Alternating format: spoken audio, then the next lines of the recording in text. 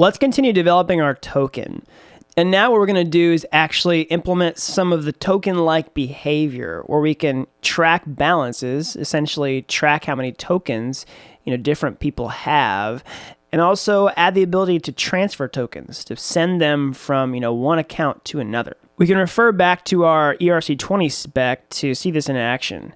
So if you scroll down and go to the transfer event, this allows a certain amount of tokens of value to be transferred to a specific address, and this will be called to.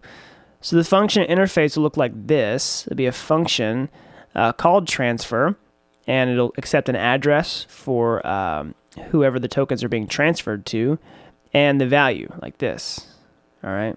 And in order to transfer tokens, we also must know, how many tokens someone has. And we do that with a balance. All right. And we can have a function called balance of that accepts an address. This will be the owner of the tokens, and it will return the number of tokens, the balance right here. And we'll implement this balance internally inside the smart contract. So these are the two things that we're going to implement in this video, and we'll write tests as we do it to check the behavior and ensure that the token's robust. So first, I'm going to implement track balances.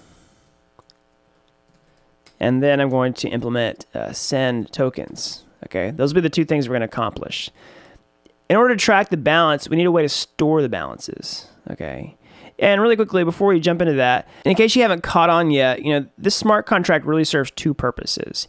It stores information and it implements behavior. Okay, so in the case of balances, that's really just storing some information on the blockchain, right? It's storing how many tokens someone owns.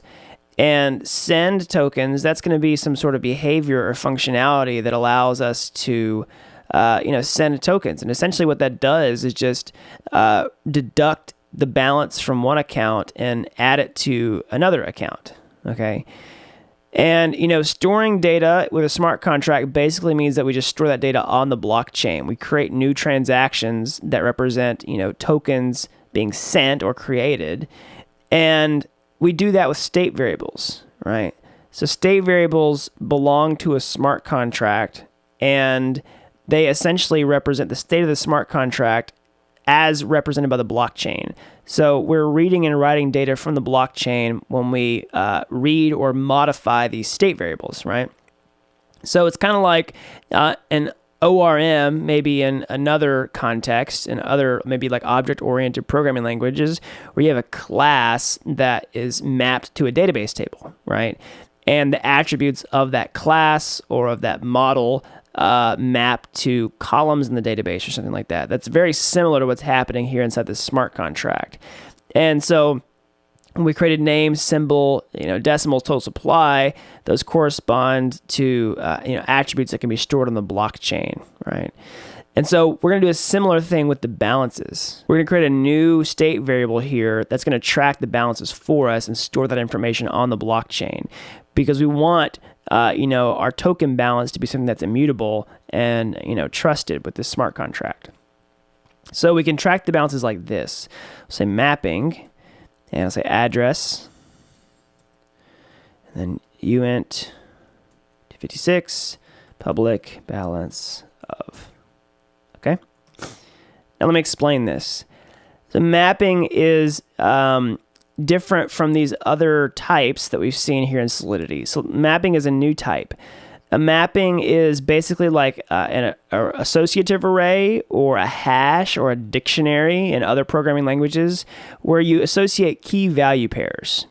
So in this case, we're associating an address, this is going to be an account on the blockchain, to a token balance, all right? And I don't think, we're also going to make this public, right? That's the function, that's the state variable's visibility. We're going to call it balance of. So this will do two things at once. It'll create a state variable, but it'll also expose a balance of function because we use this public modifier for its visibility, right? Remember, Solidity generates a function that corresponds to this name for free whenever we declare this public. And that's going to adhere to our ERC20 spec, where we need to expose a function that accepts, an owner and returns a balance, okay? All right, also I want to mention here about this uint 256. I don't think I mentioned this whenever we were implementing these the first time. So uint just stands for unsigned integer, right? And 256 represents the number of bits or bytes inside of the actual type. So a uint, an unsigned integer, is basically a number without a sign. So like 1, for example, would be a uint. So -1 would be a signed integer because it has a sign, this minus sign in front of it, not an unsigned integer. So basically what we mean is we never want token balances to be negative. They always must be positive. Okay, same thing for total supply, decimals, etc., etc.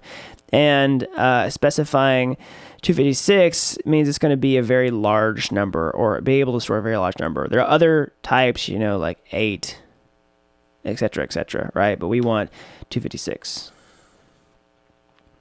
All right, so that's going to give us a lot for free. Now we want to test this. In order to do that, I'm actually going to set a balance, okay? And what I'm going to do is I'm actually going to assign the total supply of all the tokens, right, that we set right here, and I'm going to give them to a specific address. Specifically, I'm going to give them to the address of the person who deployed the smart contract, okay?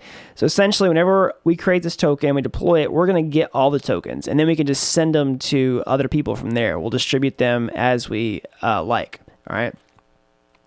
So what I'll do is say balance of, we can reference this because we have a function now and this mapping. And I'm going to assign a value like this, say msg.sender equals total supply. All right, so let's explain this. So balance of is just the mapping name that we created. And we can access or assign values from the mapping with these brackets like this. We could just read it out, and that would give us the value. Or we can assign it like this by, you know, following with an equal sign, and then passing in, you know, whatever value is. So key and then value. So the key, msg.sender, that means the person who deployed the smart contract. All right, so Solidity has some global variables. One of them is MSG, and MSG has a property called sender, right? So there is some metadata in these functions, and sender is basically just going to be the person who is calling this function, in this case the constructor function, and it's going to be the person who's deploying this smart contract. So whenever we run our deployments, it's going to be the first account in the list from Ganache. So basically, this person is going to get all of the tokens that are created. All right. And I'll show you that inside of our tests. So let's write a test for this and ensure that all this is taken care of. All right, so I'm just going to scroll down here, and I'm going to give ourselves some extra space. And I'm just going to paste in the test example. Essentially, what we want to do is say that it assigns the total supply, right, this value here, to the deployer, the person who deployed the smart contract, right? And we'll test this balance of function to make sure it worked simultaneously while checking that the total supply was, in fact, set to the deployer. So I'm just going to paste this in like this, all right? And we'll see what we got.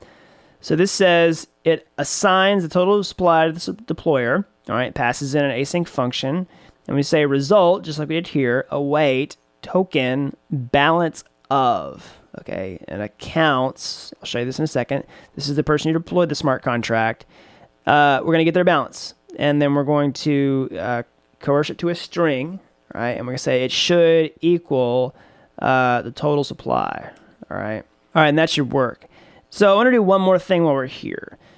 So I mentioned that this is, you know, the deployer. So where does this come from? Accounts comes from this right here. So this is, you know, the callback function for this contract function. This injects all the accounts that we're using for our test suite.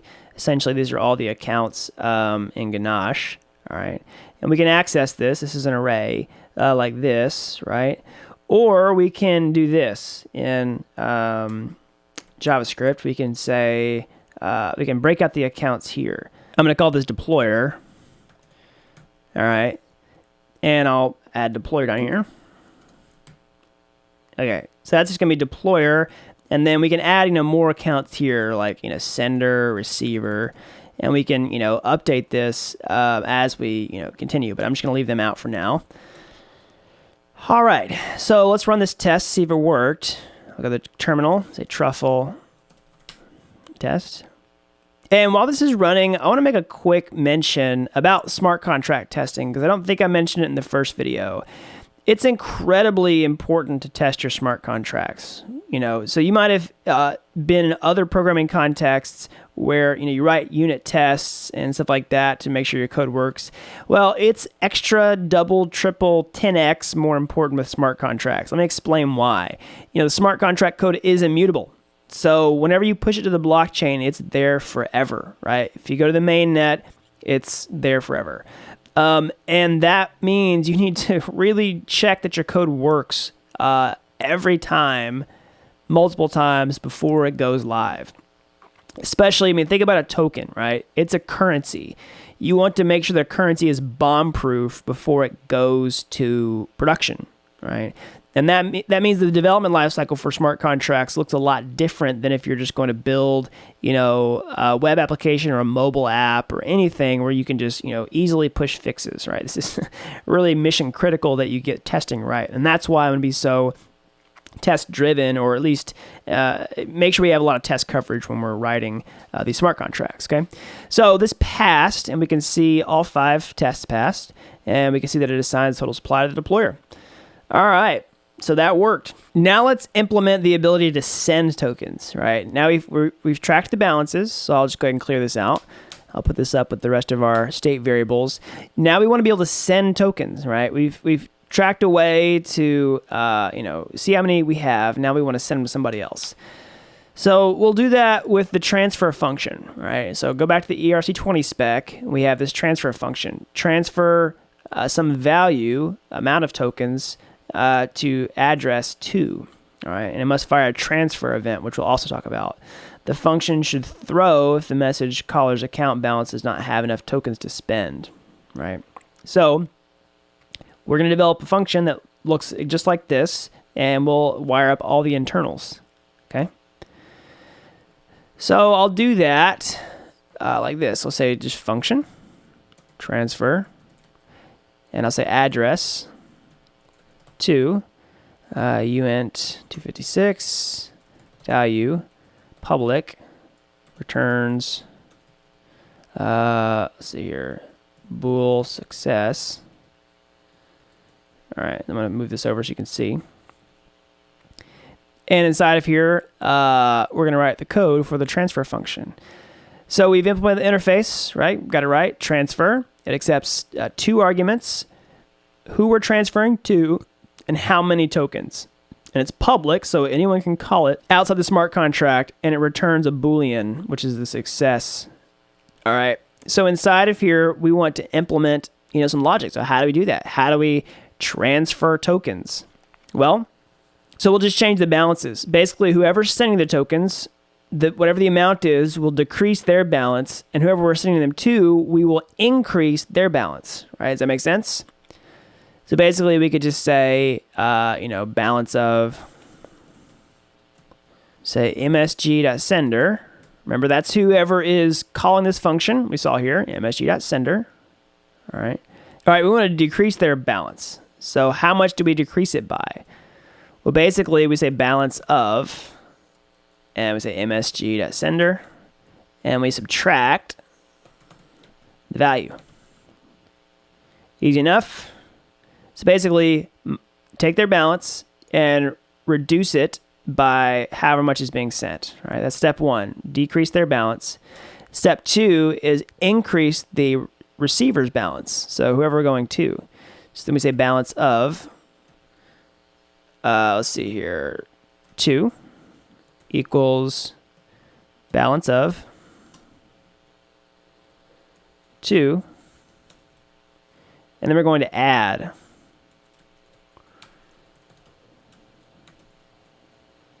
And that essentially is the core of the transfer function. It's just deducting balances from one account and adding it to another. All right, there's some other things we want this function to do, right? Remember we say it returns bool success. We'll say return true. But this is the core, right? There's a few other things we'll implement here in a second, but this is the meat of the actual function, okay?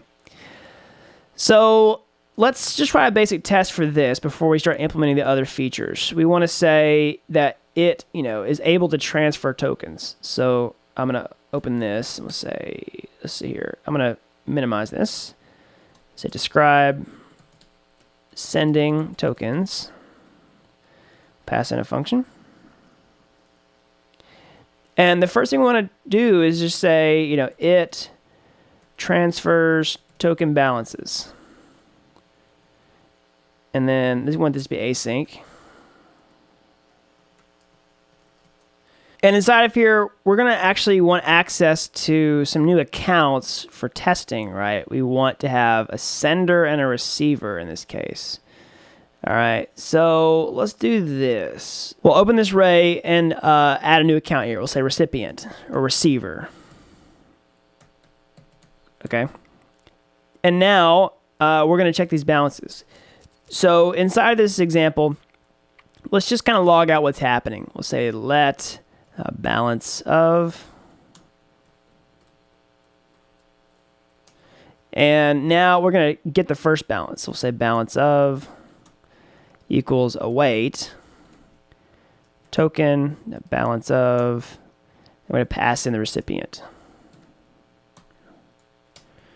All right, and now we'll just console log this. Receiver. And then we'll do it again. We'll say, actually, let's just do balance of to string. And now we'll say balance of, let's see, await token balance of, let's say deployer. We'll say console log deployer balance. Say balance of. And let's actually do this, let's see, before transfer. And I'm going to move deployer's balance first because they are who have the tokens. We don't watch theirs go down and watch theirs go up. And now we'll just say, so this is, balances before transfer.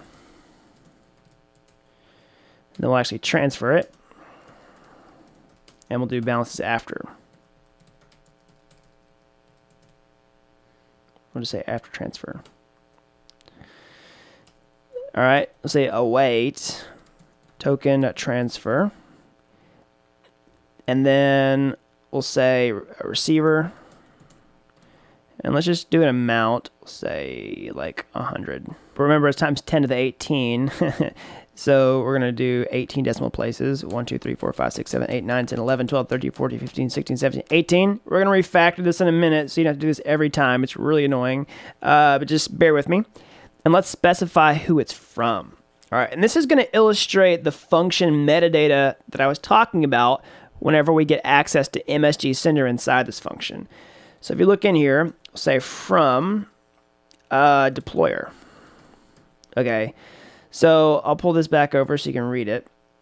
So this is the function metadata. So you see our transfer function accepts to and value, and then there's no more arguments. But implicitly, we can pass in, this JavaScript object that will be metadata about the function, and the from value of the deployer corresponds to, who is calling this function. And in Solidity's case, that corresponds to msg.sender, right? So from is kind of a Web3.js concept, but msg.sender is a Solidity concept, and they correspond to one another. There's also msg.value, which we'll see later. And you could do that like this, so just say value, all right? And so that's how you do that with Solidity. And in Web3.js, there's other metadata like gas, et cetera, which we'll also see. Okay, so that's the transfer function, and now we want to just log all this stuff, after. So I'll just paste this, and then after. we're going to watch the balances change. So we're not actually testing for anything yet. We just want to observe the behavior. So treat this like a script, and I'll run the test to illustrate all that. All right, so we can see an error. Now, this is actually a compilation error, and I'm glad we're seeing this because that illustrates what happens whenever we run the tests. Remember I mentioned that, before you even run tests, Truffle compiles your smart contracts. And because it's a compiled language, like why on earth would it bother trying to execute them if it doesn't compile the first time? And so if you have any compilation issues, it'll warn you about it. And we do. It doesn't know what sub is here. Well, that's because sub is not really native here. We had to pull it in from an external library, all right? So the reason I'm doing that is because you want to do math very safely in Solidity. There's all kinds of ways where you can create unwanted bugs with standard math in Solidity. For example, what if you divided by 0, right? That would be a bug in your code that could crash your smart contract or cause some really unwanted side effect, okay? You could do a couple things to remedy that, right? You could write a function that, subtracts, numbers and, handles all the if statements and conditionals to check something's 0 or not. Or you could use a library that does all that for you. And that's exactly what we're going to do for our smart contract, okay? So I'm going to introduce you to the OpenZeppelin library. So OpenZeppelin Solidity is a library that's going to give us all kinds of really nice smart contracts and smart contract helpers and libraries and all kinds of stuff for free, okay?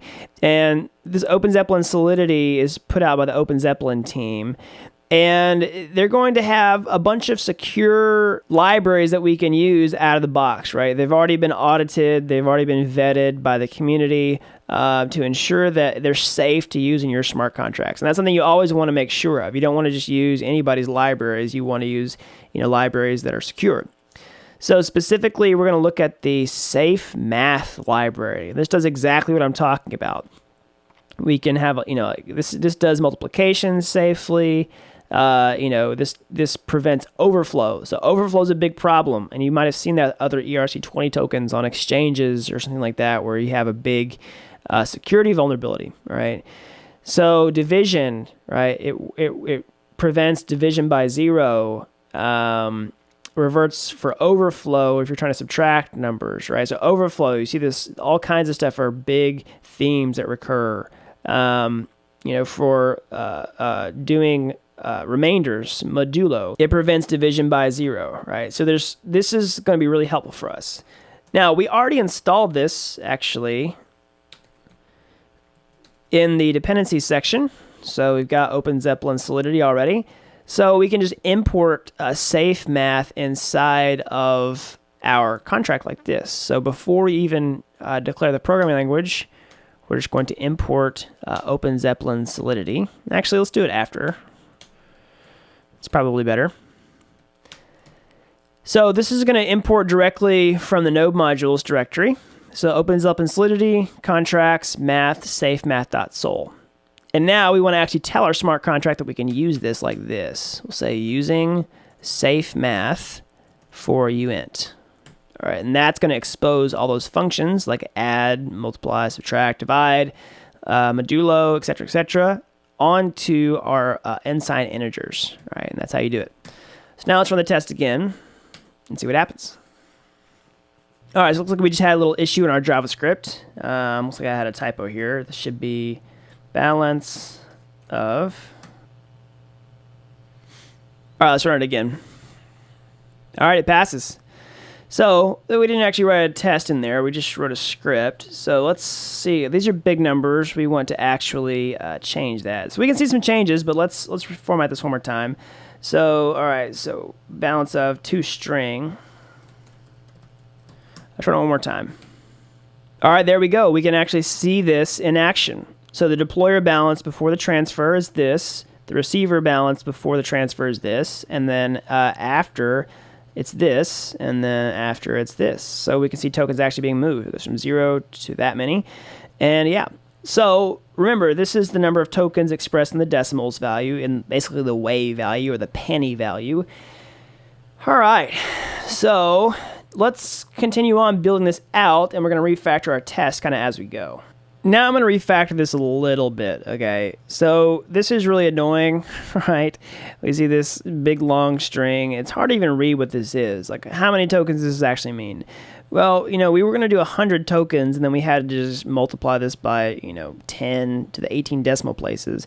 Let's create something that's a little more readable, right? So I'm going to create a tokens function. We'll say const tokens, and we'll say this equals, n will be the number of tokens, and then we basically just want to, format it so that it looks like this. So basically, I want to say something like, tokens, tokens, and then pass in, 10, and then return the actual number of tokens. So if you remember, this was 1,000,000 tokens. So in our case, we want to say tokens 1,000,000. So 1, 2, 3, 4, 5, 6, and that would be a lot, more readable. Okay. So let's create a function that does that. And inside of here, we're going to use web3 to format this. So remember I said that, this has 18 decimal places. So does Ether, Ethereum's native cryptocurrency. And Web3, the JavaScript library that we use for talking to Ethereum, has a utility that allows us to convert Ether to Wei and Wei to Ether and back and forth, right? So that's really helpful. We use it a lot when we're building out the client-side application. But essentially, we can use the same helper for our tokens because they have the same number of decimal places. It's really nice and easy. So we can say web3.utils. All right, this is where the helpers are. We say to Wei, right? So because we're basically converting ours to Wei, and we pass in the number of tokens, and we'll just convert this to a string, just to be safe. And we'll say Ether. So it's not really Ether, but it works like Ether, okay? Because it's the same decimal places. And we want to actually convert this to a big number as well. So Web3 has a big number library that comes with it under utils as well. So we'll say return new web3.utils, big number, so bn, and we'll just pass this in like this. All right, and that's our helper. So basically, we can convert, 1,000,000 tokens to, that same value here. And let's just keep that like it is. And anytime we call tokens, so let's pull this down, say tokens, so total supply. Let's convert that to a string as well. All right, so it's really important that you're always comparing strings of the same type, right, whenever we are checking with chai. Okay, so it's really important. Total supply to string, total supply to string. So we're not going to use a string here. And we'll just call this, toString. Okay, all right. So the total supply will be 1,000,000 tokens as a string like we saw earlier. So now what I can do is basically say that we want to transfer tokens, say 100, and we'll see the balance like this. Run the tests. All right, now this outputs the balance in Wei essentially, but it still works the same way. It makes things a lot easier to see this value, more readable way here. We want to transfer 100 tokens, but everything inside of the smart contract and the Solidity is dealing with the decimal value. But we can just read the token value as a human. It makes life a lot easier. All right, now I actually want to put this helper in a separate file. I don't want it just polluting my test, so I'm going to create a new file. And inside of here, I'm going to actually create a new file called helpers, helpers.js, okay? And now I'm going to copy this, const tokens, put it in there, like this. And we're going to use this file to create more helpers later, but now I want to actually take this function out of one file, put it in another. So if you're not familiar with JavaScript and ES6, we can use the ES6 module syntax, which allows us to do exports. We say export const tokens, all right, and then we can import it inside of here like this. We just say import tokens, from helpers. And we'll run the tests again to make sure this worked. And while this is running, I'll explain. We only have access to this inside of Truffle because we did this. We use these Babel presets, right? And we injected them into our truffle-config file, and we set this Babel RC file to use the presets that we installed inside of our package.json file, right? So this is really important that you have all this stuff in order to make this work. All right, so let's check our tests, and it worked. So we have our helpers in a new directory, which we'll extend later. But now we can read tokens in a human-readable way. It makes life a lot easier. Okay, so now let's actually write a test that the balances were transferred. We want to assert that the new balance is this and the old balance is that. So I'm just going to copy this, keep this. So we can basically, just check these balances. And what I'm going to do is do this. Instead of this console logging statement, I'm going to say balance of and toString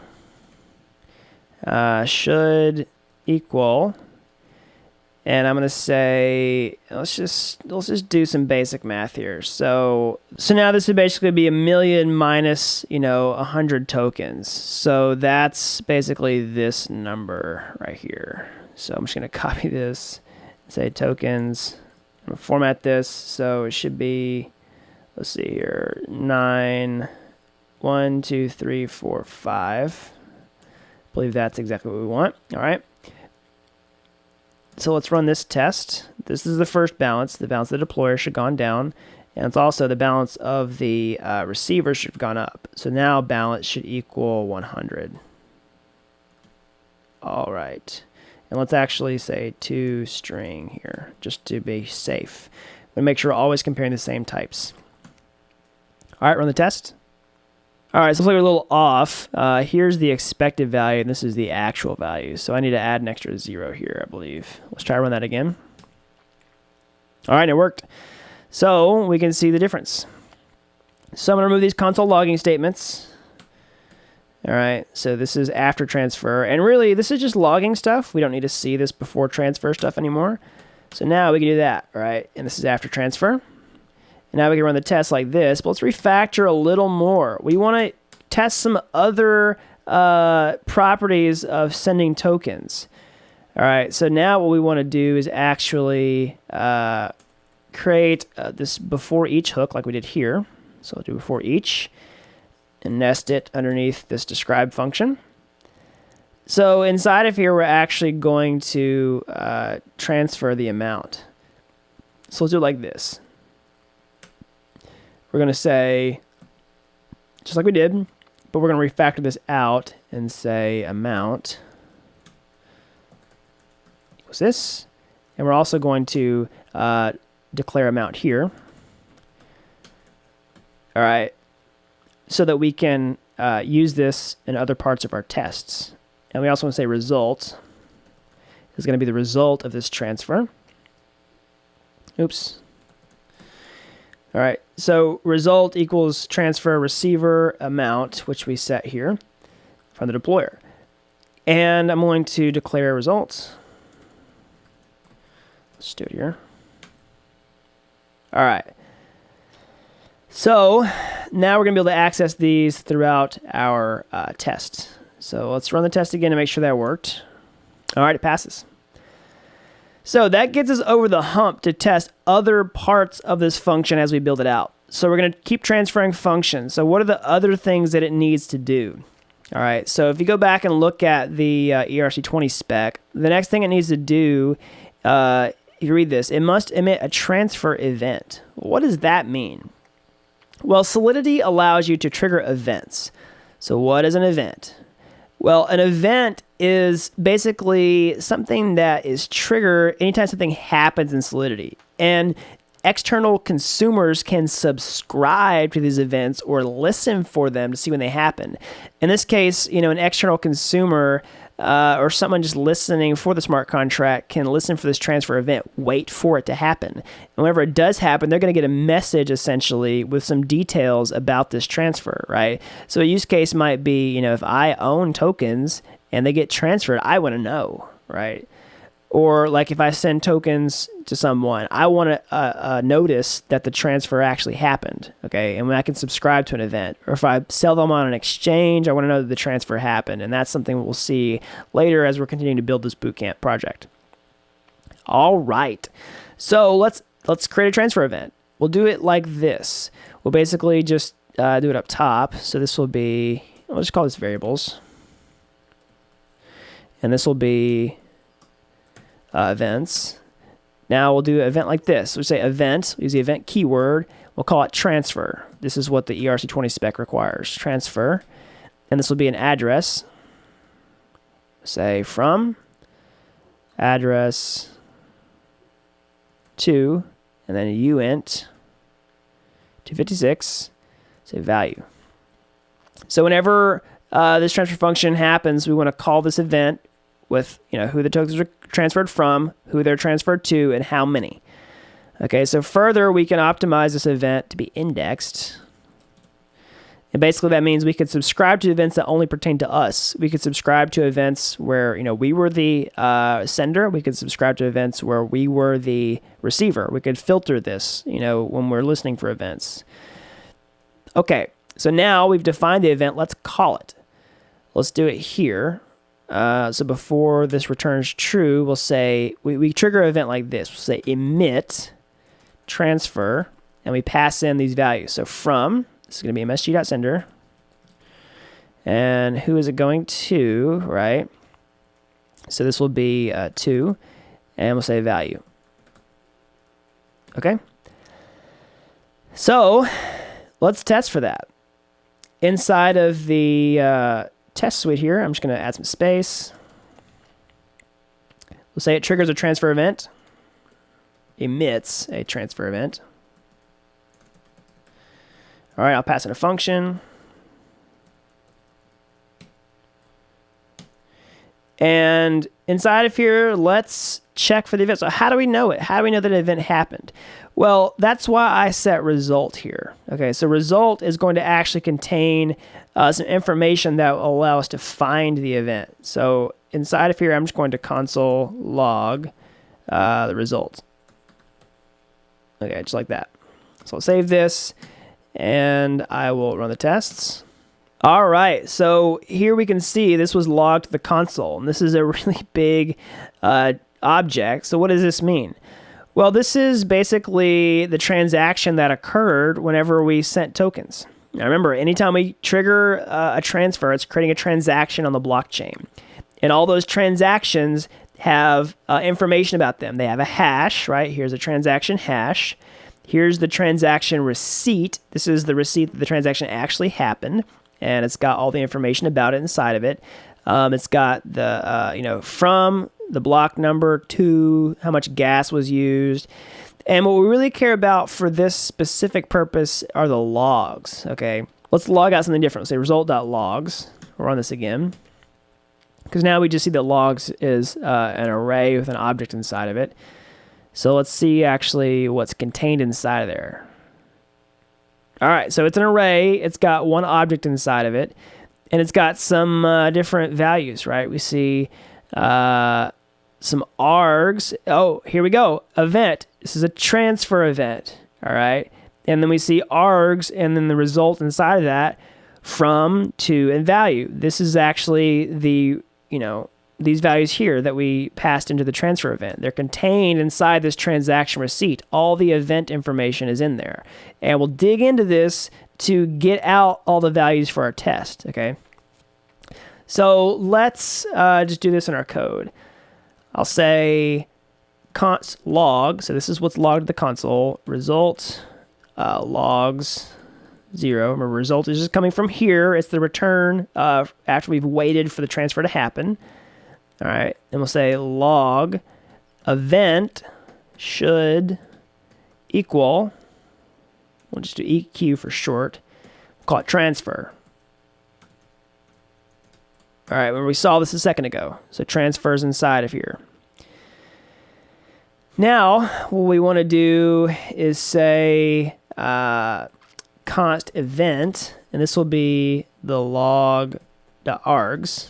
Remember, we see this here, log.args, okay? And we're going to actually test for each value inside the event. We'll say event from toString should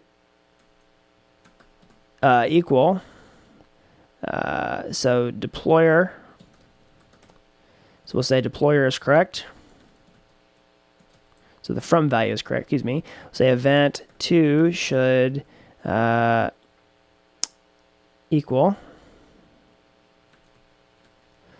we'll say receiver, and 2 is correct. And then last we'll say event value to string should equal amount to string. We'll say value is correct. So amount is coming from here, right? Tokens, amount, and we declared it here. So we have access to it inside this whole thing. All right, so that's where this is coming from. Remember, receiver is coming from here. So that's how we check that each of the values from this is correct. And I'll just show this fully on screen in case you want to screenshot this or something. All right, so let's run the test, save this. And we might have an issue, but we'll find out soon enough. All right, boom, it worked first time. So that way we know that everything is working. And it's really nice to have these, because if you have a failure, then Truffle will tell you exactly what the problem is. Okay, so let's continue building this out. It emits a transfer event. We're one step closer to building out a real token. So now let's go look at the ERC20 spec. It says it should also throw if the message caller's account balance does not have enough tokens to spend. All right, so this means we basically have to handle failure cases, and the ERC20 spec requires that we do that. All right, so essentially what we need to do is test for failure inside of our tests, and then actually implement a failure check inside this transfer function. Okay, so how do we do that? Well, what I'm going to do is first minimize all of this, and I'm going to say describe success async, pass in a function. Then I'm going to copy all the code we've already written inside of here and paste it in.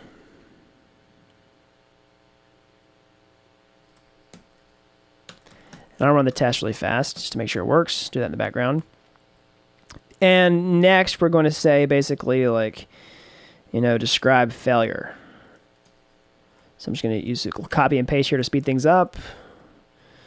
Clear out all this code. Say failure. And what we want to do is say, it rejects insufficient balances. Because that's what the ERC20 spec is saying. Basically, if it doesn't have enough tokens, then it's got to throw an error. All right, so let's check our tests. All right, still passing. We refactored correctly. So now inside of here, I want to create a way to have an invalid amount. So we'll say let invalid amount. And we'll say invalid amount. Oops. It's going to equal to tokens. Let's say like 100 million or something like that. So 100 and a million. 1, 2, 3, 4, 5, 6.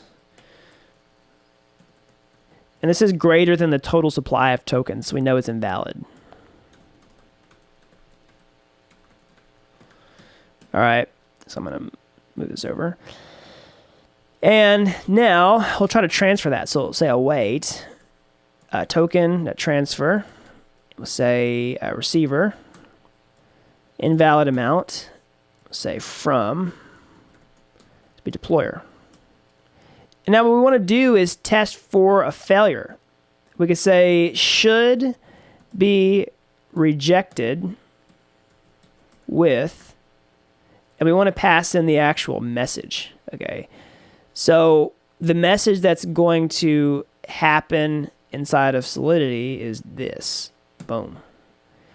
VM, exception while processing transaction, revert. And we want it to throw this error. So here's our basic check to see that this is actually going to do what we expect. We want to try to transfer an invalid amount, and it should fail. It should be rejected, okay? So let's actually implement the code that does that inside of Solidity. It's pretty easy. Solidity provides us with something called require. This is a function, and we want to pass in some value. So whatever is passed in here as an argument, if it evaluates to true, then the function will continue execution. So if I say require true, then nothing happens. It's just true, and then we go to change the balances. But if this was false, then this stops execution, and everything here from this point forward doesn't execute, doesn't trigger at all. What happens is Solidity triggers an exception, and it'll look like this. So that will be triggered if whatever is inside of here evaluates to false. So now let's actually implement that. We want to evaluate a statement that's going to return true or false depending on whether the balance is correct. And we're just going to do that like this. Say balance of, and we'll say msg.sender is greater than or equal to the value. Easy, right? So that's going to mean they have exactly enough tokens or more. If that's true, then let them transfer tokens. And if it's not, throw an error. All right, so let's just run our test and see what happens. All right, it worked. So really quickly, I can just, test for a valid case to make sure our tests are working if you want to. We didn't do this in a completely TDD fashion. We didn't test for failure first, so I'll show you failure. I guess I could have also commented out the require statement here. But yeah, so we can see we expected it, but it didn't do what we wanted to. All right, it was fulfilled. We expected an exception, but it was fulfilled. All right, so we'll just go back and run it again. It's going to work. Okay, so let's refactor this while we're here. I'm going to use this again because I want to check for another error, and I don't want to have to type this string out the entire time, right? I'm going to pull this over. So let's call this EVM, which is the Ethereum Virtual Machine, revert. That's the EVM message, the Ethereum Virtual Machine message. I'm going to put this in our helpers directory. So we'll say export const EVM revert, and we'll pass in that message. Okay. All right, so let's put that inside of our test again. Let's import it here. All right, I'll save that. And run the test again, make sure it passes, that our refactor worked. We'll let that run in the background. I'm pretty sure it's going to be just fine. We'll continue on to the next step. All right, so here's another test. So we're going to use this EVM revert again, and we're going to use invalid amount again. So here's a test to try to transfer tokens when you don't have any. So remember, receiver here doesn't have any tokens yet. So we can try to transfer some to the deployer. Then an invalid amount is really just any token amount for the receiver who doesn't have any tokens, and that should also be rejected. So I'll run that test and see if that fails, just like we expect. I mean, the test would pass, but it's checking for a failure. Okay. All right, it works. So there's one more safeguard that I want to implement inside this code, right? So what we also want to do, the ERC20 spec tells us we need to check for insufficient balances, like we just saw here. But we also want to check that there's a valid recipient, right? So we don't want to just send tokens to nobody. You want to say rejects invalid recipients. We can pass it in like this, async function. We'll say await token transfer. And I want to have an invalid recipient. So who's an invalid recipient? Well, an address that's like, 0, that doesn't correspond to anyone. And I can do that like this, 0x0. So this is an invalid address, all right? So amount, let me say from, let's say deployer, and this same thing here should be rejected with EVM revert. All right. So this is an invalid address. Basically, this just corresponds to address 0, but we're expressing hexadecimal, and it's this. It's a blank address. So we don't want to be able to send tokens to nobody, and that's what we want to do here. So let's run the tests and make sure that that is rejected as well. All right, so it failed, just like we expect, because we haven't written the code yet. So let's write the code to do it. All right. So what we'll do is go to our smart contract, and we'll create a new require statement inside of here. All right, so what we'll do is basically just say require to, and we don't want it to be an invalid address. So say address 0. All right, this is what corresponds to on our other side. We can actually do this first. We should put it inside here. So basically 2 needs to be a valid address. All right, in this case, I'm just going to say it should be rejected. All right, so I'm going to save that and run it. All right, wait for the test to pass. All right, it passes. So there we go. And you'll notice at this point, we have some really nice nesting, right? We can just kind of read how our token works by looking at the tests. You know, when it gets deployed, it tracks the name. Whenever we're sending tokens, if it's successful, the token balances are transferred and it emits a transfer event. And if it fails, it's going to fail on account of an insufficient balance or an invalid recipient. All right, that's it for this video. We covered a lot in this video. I know this has probably gotten a little bit long. You might be tired. Take a break, take a breather, take a deep breath. But the good news is we've covered a lot of ground. We've gotten over a lot of humps that are going to make things get faster as we continue building out the Capstone project. We've learned a lot of Solidity fundamentals that we won't have to re-explain. We've covered a lot of bases that are going to help us to move faster. Like we know what events are, we know how to handle failures, we know how to do math, use mapping, state variables, functions, all kinds of stuff. We saw how to handle success and failures inside of tests. This is the nuts and bolts of building out the rest of our token and also our cryptocurrency exchange. So be proud of yourself. You learned a lot of the fundamentals that are going to make things go a lot faster for the rest of these videos.